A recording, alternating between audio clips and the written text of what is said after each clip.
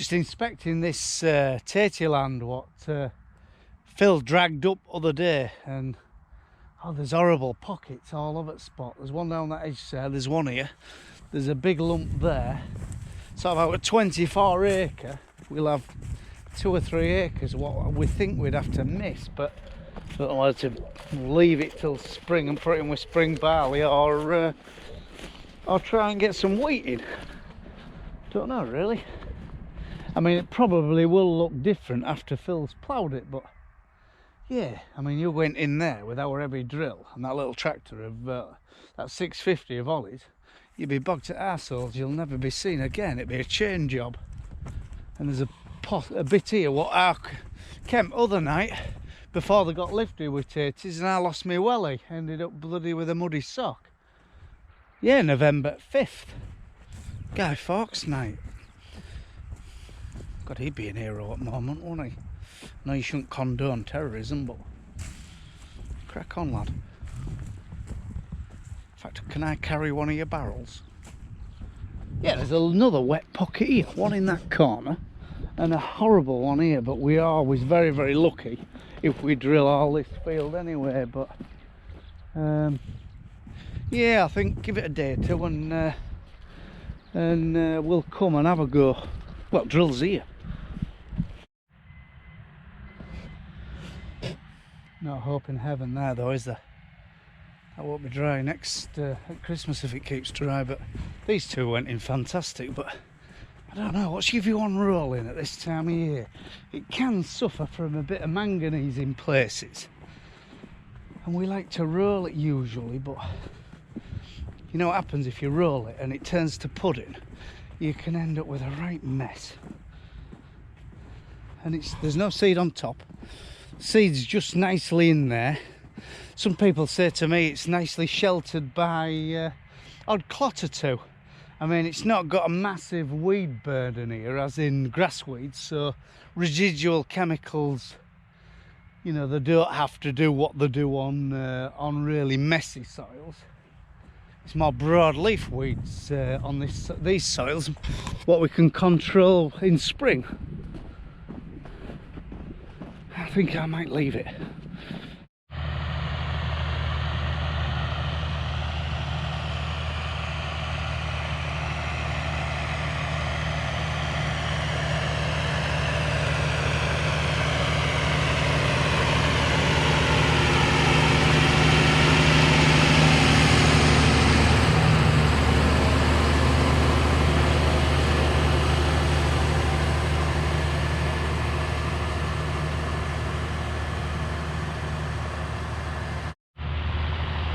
One of the last fields of wheat going in after sugar beet. Hopefully we'll get the other 2 fields drilled, as long as it doesn't get too late or too wet. But there's some tatey land to go in as well, but yeah, with cranium at 190 kilo per hectare because it's very kind land, and but it's treated with Vibrance Duo, so to give it a bit of a kick. The disc at this side not spinning for a while. Maybe the last time we're using this old girl, because I've replaced it with a newer one, a newer 4-metre Vardestad with system disc, radar, fancy box what stores all previous settings and one thing and another, you know, for seed rates. Seed rate where it can up it 10%, I think, on the move. So if you need to hit a wet hole, hit a heavy patch, you can press extra seed. So which will be an advantage on some of our varied soils. And yeah, it's been a hell of a drill. Yeah, well, it's been, in fact, it still is a hell of a drill. It's for sale actually, but let me get me new one going first, make sure everything's 100% before I let it go. And I might make sure I'm happy with how it goes, because that bloody thing puts corn in the ground brilliant. But I just fancied a system disc. So anybody sort of after a cheap Vardestad, give us a shout, because it won't be a lot of money. Yeah, right. Hopefully we might try our new rollers on this, and I'll just do with a because it definitely wants roll. It could just do with an hour or two of sun tomorrow and get it sort of compacted down, because it'll suffer if we don't. We'll do it both. We'll do it both now after he's drilled it, and we'll do it in spring and all to try and combat the oh God, I can't speak, the manganese problems we have.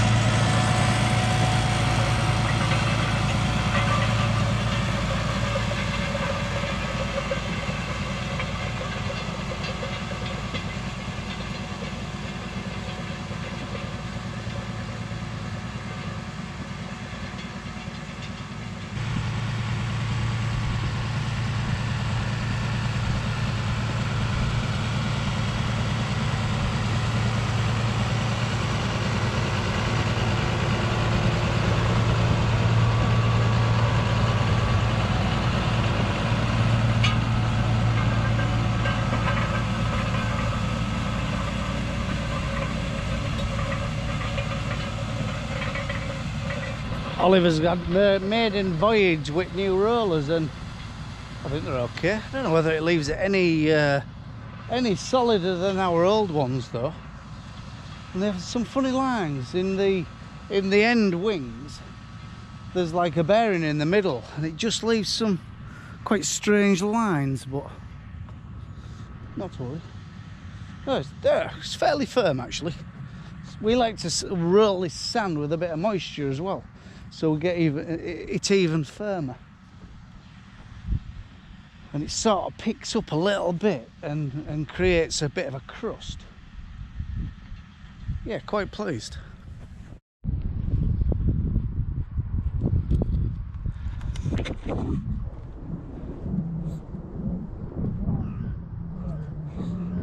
Morning, it's 7th or 8th of November.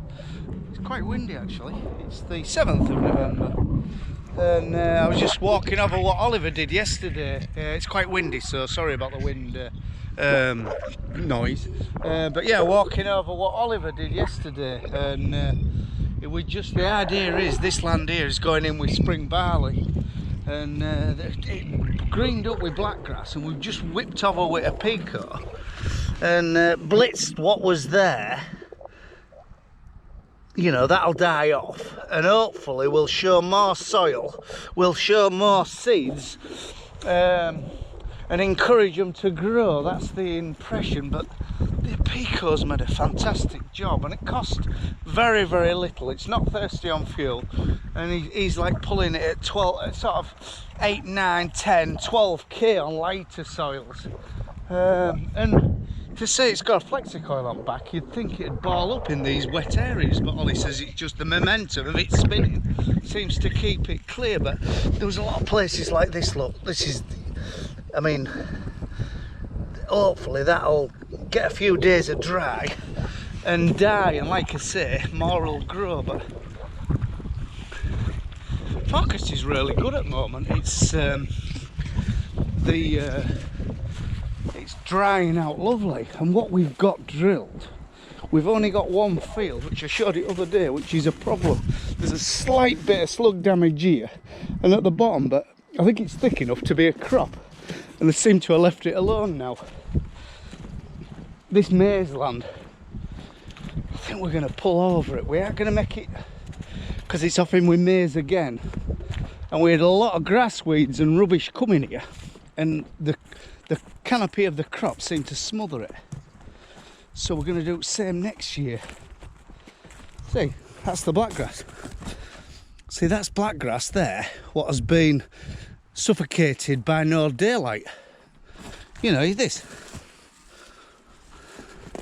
It was there, then all of a sudden it sort of suffocated before it dropped its seed.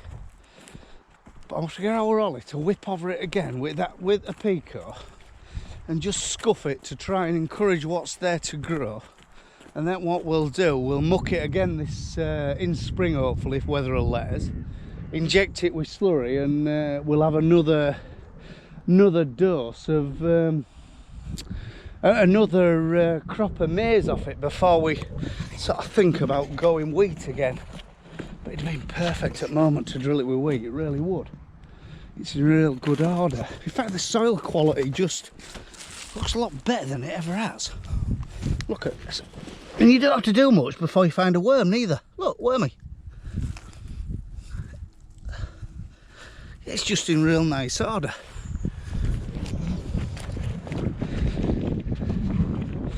Attitude's a bit brighter today. Just, yeah, well, not on my own either. I've talked to a lot of folk. In fact, a lot of people have contacted me. You know, can't you do this? Can't you do that? Well, I speak in public. I know I do this for you lot, but don't know, get me in front of a bloody crowd of people, I'd get tongue-tied and end up making a twat of myself. So, and maybe I ain't clever enough neither, I'll admit. You know, you'd get some bloody buddy ask you a question and I'd probably, anyway. But yeah, a lot brighter, thank you very much. Yeah, because yeah, I was pissed off. But what it'll be, whether it'll get overturned, I don't think so. I think it's here, I'm afraid, for the next 5 years, and then if we get another government, I don't know. Trump's took, go on dog, Trump's took the limelight at the moment, hasn't he? Off our budget, I don't know why we're so bothered about Trump. Right, I'll just go a bit further, because have a look at these cover crops, what we drilled. Oh Christ, well, just after harvest.